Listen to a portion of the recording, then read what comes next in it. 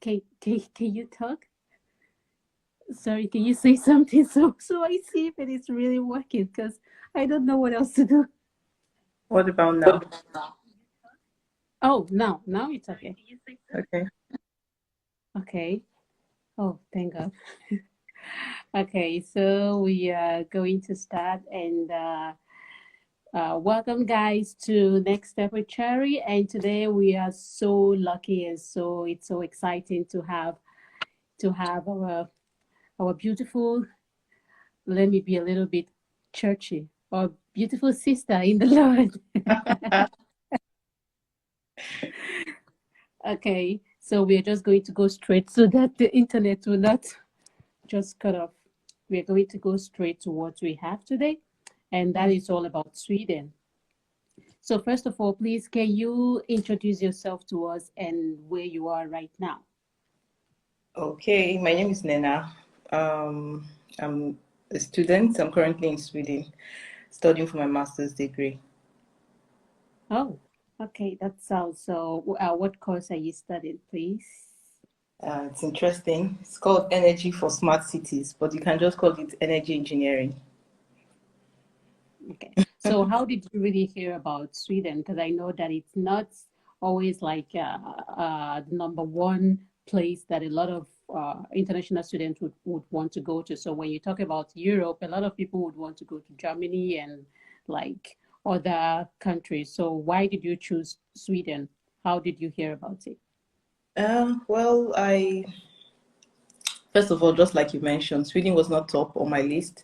It wasn't even on my list at all. But I came across a particular program that was like a joint master's where I have to study in two European countries. So Sweden happened to be one of those countries. I was supposed to pick between Sweden and Belgium. So that's how I actually got to know about Sweden, studying in Sweden, and that's how I got here.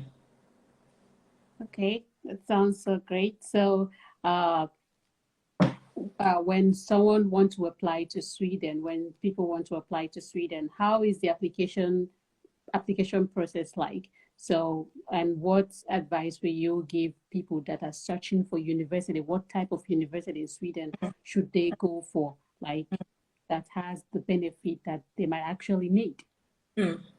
Well, to be honest, all schools in Sweden, all the universities in Sweden are really good at what they do, right? You get the same high top level of education, but for some of us Africans that are migrating for not just for studying, plan to stay back, plan to work and study, you may want to then start considering schools that are maybe in the city, in the big cities. There are like four big cities in Sweden: Gothenburg, Uppsala, Stockholm, and Lund. Yeah, you may and Malmo too. So you may consider those universities, but the issue then becomes that they are quite competitive. So if you talk about schools in the far north, maybe like Umeå, they are good schools, but you may not find a part-time job. A lot of students after studying have to move out to the cities, to get a job. So it really depends on what you want. They are all good universities, but if you're looking to stay back, you may want to consider studying in the big cities, just like you have in other countries, really. Yeah.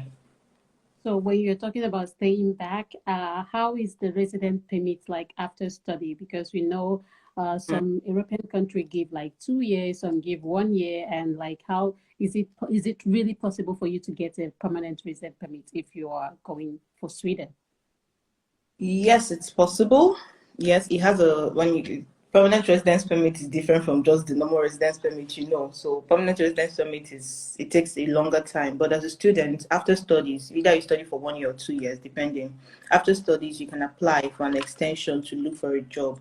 So usually they give you like a 1 year permit. Within that period, you're supposed to look for a job and get a job. So when you get a job, you can then apply for a work permit. So if you work for like 4 years, 2 years, the work permit is valid for 2 years, and then you renew it. So after renewing it for approximately 4 years, then you can apply for your permanent residence to in Sweden. So basically it's an average of 4 years if you get the job fast. Okay, that's dependent on if you get a job. There are also other routes, but mainly I talk about education.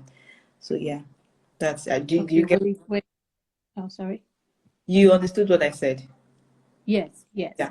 So it's more like after your study, after 2 years masters, then you have 1 year visa to stay and look for work. And then Yeah, if you find a job, yes. You have then to you stay apply for. for that extension to look for a job. You have to apply for it. It's not just granted to you automatically. So before your permit expires while you're studying, you have to apply for an extension to look for a job with the condition that you have completed your studies. So you need to have completed your studies. I mean, for you to work, you need to have your certificate, right? It's only logical that you must have finished school. So just before you finish studying, you apply for that extension, and then when everything is done, it's usually granted. So you are free to stay in the country. It's like a permit. You have a permit to stay in the country, a Schengen permit to look for a job during that period of 1 year. And I think 1 year is Oh, a lot. Definitely, you should find something to do within 1 year. You should. so when you talk about jobs, can uh, can students like if you're studying, can Mm. you find a job like while studying? Can you find a job? And also, how is the salary? How is the job condition and everything around it? Like, let's just talk about work because I Okay. know that is the interest of a lot of people while studying. Can you use the money to cover up your fees? Like, can it feed you? Just what are the things? What are the pros and the cons of it? Well, I'll be as honest as possible. I know people like good news. They like to hear that once you come, you find a job good enough to pay your fees, take care of yourself, and life is beautiful. The truth is, if it was that easy, every single person, maybe I'm exaggerating, but a lot of people would have left their countries, for Sweden or for just any other country. But that being said, it is possible to work while you study. Again, I mentioned if you're in the big cities, you have a higher chance of getting a job while you study. Now, getting this job, it will depend on the kind of job. Are you going to have enough time to focus on the job and while you're studying? Because most jobs want you to work during the day, right? So the what you probably get is a part-time job that you have to come in at certain times, have a schedule, maybe in the evenings or at nights. And most of all those kind of jobs are not like white collar jobs. So they're like menial jobs where you have to, do some kind of work, cleaning plates. By the way, I have a video on my channel, if I can say, where I talked about common student Yeah. jobs. You have the time, you can check that out and understand in details what I'm saying. So this kind of jobs, you probably don't have enough time to work, and when you do, their pay would probably be ranging from, maybe, for me to be on the safe side, $10 to $15 or euros per hour. Okay, so the more you work, the more you get for some of these part-time jobs. If you're lucky, you can get a good job that allows you to work during the day. Maybe they have a fixed salary. Again, this salary will probably be around 1,300 to 1,500 euros per month. So Mm. if you have to calculate that for maybe 3 months, because you pay your fees in Sweden 4 times if you're studying for 2 years, 2 times if you're studying for 1 year. When you arrive in August, by December, you're already supposed to make your next payment. Let's say your school fees is 40,000 crowns, right? Like 4,000 euros, and your job is paying you 1,000 euros.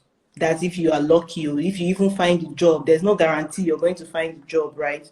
Let's just say it happens like that, and you have a job immediately you arrive, and then you have to take care of yourself. So definitely you can't save the whole 1,000 euros. Let's say you save 500, you end up with like, what, 2,000 euros. So I usually tell people it's not the best thing, especially your first semester, to come hoping that you would work and get money to pay your fees and take care of yourself. A lot of the times it's not so possible, and that's the honest truth. However, all things are possible, but I don't advise people to take that risk. It's high risk. Yeah. Okay, so is language a barrier when you talk about finding the normal, like not white collar job? Is language a barrier? Um. Yes and no. There Okay, are how? jobs There are some jobs that require language, some jobs that are customer facing. For example, maybe you work in a cash out in a supermarket as the cashier or something where people get to pay for their services. If you're doing a job like that, you would most likely need to know the language, because the Swedes here all speak English, but they're more comfortable speaking their language. It's just like you go to some western parts of Nigeria, they all speak Yoruba. You go to some eastern parts of Nigeria, they all speak Igbo. It's not like they don't speak English, but they're more comfortable speaking their own language, okay? Yeah. So they're comfortable speaking Swedish in those places, and it won't be so nice that every single customer that comes before you tell the person, "Oh no, I don't speak Swedish." So if you're in a customer-facing job, the chances of you learning Swedish is high. You need to know Swedish. But if you're just in any other job, maybe at a restaurant or all those things that you work on your own, you don't need to talk to people a lot. Maybe just your colleagues. Yes, you don't need the language. So it's a yes and a no question. But I advise people that are coming, if you're fast with learning languages, it would be nice you learn it because it gives you more access to a number of jobs. You're more open to opportunities. You're not limited, and you have higher chances of getting it if you know how to speak Swedish. Yeah. Oh, okay. So guys, if you have any question, remember to drop your question as we're asking, because I might not ask everything that you guys would want to know. So the most question that I get is, can you actually study in Sweden for free? Okay. Yes, that is possible. That's Okay. possible. I mean, let's use myself as an example. I'm studying in Sweden for free, right? And there are some scholarship opportunities that you can find. The very popular one is the SI scholarship. So the Swedish Institute offers scholarship to some group of people, including Africans in some countries, Africans, some Asians, and it is fully funded. So it covers your tuition fee, it covers your living expenses, it covers even your travel allowance from your home country to Sweden. Wow. So yes, that's one of the major opportunities to study in Sweden for free. And apart from that, some universities, most universities offer waivers. Like it ranges from 75% to 50%, sometimes full tuition waivers for some students. So they have a period after application that they open this window for students to apply for these waivers, or what you call it, scholarships. So if you're lucky and you get that funding opportunity, so that means you're studying in Sweden for free. So these are the opportunities that exist to study for free in Okay. Sweden. So in Sweden, they have the SI scholarship. The SI scholarship covers everything. It covers your travel expenses. It covers literally everything. And then some schools also offer school scholarships where you can get free tuition. Then it's True. left for you to cover your accommodation, which also will be a little bit like less burden for people, Mm, because the tuition, if you can be able to get something to cover the tuition, then the other ones will not really be a problem. mm, And as well, you can also work and, maybe for your living expenses and every other thing. yeah. So, so there is a question, and that was what I'm about to ask.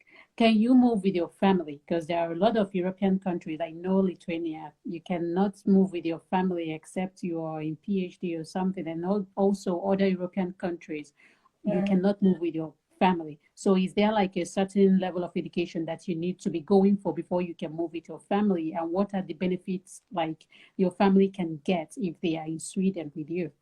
Mm.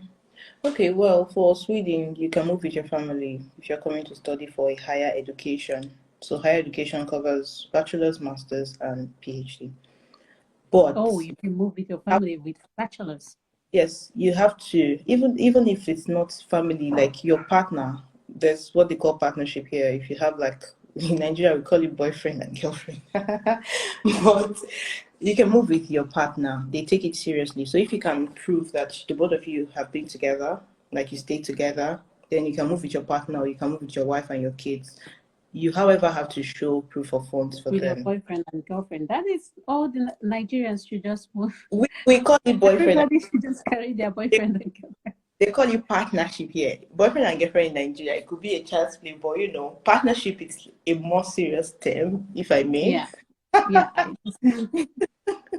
Yeah, so if you have a partner, let's use the word partner. If you have a partner and the person is able to take care of him or herself, or you have the funds to show that you're able to take care of yourself, there's a specific amount you have to show per month. You have to show it in your account when you're applying for the period you're applying for. Yeah, so if you can show this for your wife and your kids, then yes, you can move with your family. It's not a problem at all. And then for the benefits, whatever benefits you have as a student is what your partner or your family has. So you have a residence permit, they are going to get a residence permit, a Schengen residence permit that they are free to travel around Wow. Europe with. Okay. Because you have a residence permit as a student, you can work. So your spouse can work with that residence permit, right? Whoa. Yes, education largely for students or for children under the age of 18, education is free in Sweden, right? So Wow. that's basically what it is. Yeah. Wow. So for people that have kids and want to move with their family, with their wife and their children, this is a very good opportunity. You can apply for the scholarship and then your kids can study abroad for free. So Yep. as you're studying for free, your partner is working and then your kids are studying for free, which is that is really, really nice. That is Mm-hmm. really, really nice. So Mm-hmm. I think that is all the questions that I have. But is there like any other thing you would want to advise people that are coming, or let's say, how do you feel now that you're in Sweden? Do you still want to go home? Do you want to move to another European country? How do you feel like from before you came to Sweden and now? How is there like any changes? How do you feel? Okay, so I had mentioned that Sweden was not top of my list. It wasn't like my first choice country. But now that I'm here, I think differently. I think it's a very lovely place with a lot of benefits. Again, I have a video where I talked in details about this on my channel. You guys try to check it out. I think it's a lovely place to be. However, it's a bit boring. So you have to make fun yourself. You have to create fun for yourself. And then the benefits are limitless if you're properly informed. Okay, it's a good place to stay, raise a family, study, and just live your life. And yeah, generally that's my outlook now. And if I want to go back to my country, Nigeria is my home, right? So if in the future I'm a bit more settled here and I have all the experience that I think I can go back to my country and make a change anyway, well, hopefully things will be better by then. So Yeah. it's yeah. Okay, so when is the application going to open for the next round and what, because I heard that Swedish application, you need to be very careful with instructions and everything. What would be your advice to people that want to apply? Like, is there a timeline to apply and what do they need to have in mind while applying? Okay. The application, currently there's an application round going on right now. There's a round one application, there's round two. The round one is mainly for African and international students, so that you have enough time to get admission and start processing your papers. And that round starts from sometime in October to early January. That one is over. But the second round is also open to international students, just that it's a bit tighter. Okay, they don't usually advise international students to apply for that round. They advise you to go for the first round. So that Mm. second will open if you're still interested. If you think you have what it takes to handle the whole fast-paced stuff, then you can check it out. I think it's open till May. It's currently running now till May. But the main application period, round one, starts in October 2022 against August 2023. So once that opens, you can apply. If you are interested in Sweden, this would be a good time to start preparing, learning, and putting your documents together and finding out about other requirements that you may need. Oh, okay. So, guys, if you still want to know more about Sweden, you can go to her channel. I'm going to add it below the description. So, if you want to see all the links, you can as well go to our YouTube channel. I'm going to also add her, and then you can follow her and ask her more if you want to know more about Sweden. So, with that, we come to the end of today's interview, and it's so nice to see you again. Okay, guys, I really want to tell you that when I was looking for when I was looking into Sweden, I came across her video and I was so confused because the process, it looks so easy, but it's actually hard because there are just tiny instructions that you need to know. There are just tiny things that you need to make sure that you really read, because if you don't read it, you will miss your chance. And then Mm-hmm. I was looking through her channel and I saw a video where you guys should just go and check it out. There's a video where she made like the process of applying, everything you need to know, all the documents you need to apply, like everything. And that was when, because like YouTube, there are a lot of information, but there are just little places that you can see detailed information. And that is why I recommend her channel. So you guys can actually check it out if you want to go to Sweden, if you want to learn more about Sweden, live, everything. So you can just check it out. So thank you so much, Nnenna. It's so nice to have you. And Thank hopefully I will see you soon. Definitely. Okay, someone have a question, I think. How long does visa application take to respond? Take the visa Uh, application response. First of all, it's not a visa. For students, you get a residence permit straight from your home country. I said it in my last video. It's not a visa. If you're studying for more than 3 months, you get a residence permit card straight from your country. And approximately it takes 3 weeks for most Oh, students. It took approximately 3 weeks for me, for my friends, the same thing. But I really can't tell for now because with the whole Ukrainian war and migration issues, it may affect that. But from my experience, approximately 3 weeks. oh. Yeah. If Okay, you so I think she answered it takes 3 weeks. If you apply for your resident permit, it takes 3 weeks. And with that resident permit, as she said, you can also check a video. You can use it to travel to all European or like 24 European countries, Mhm. European Union countries, or the European countries. So that is really a very great benefit. So with that, we come to the end of today's interview once again. All right, see you and take care of yourself. I will see you soon. See Bye. you. Bye.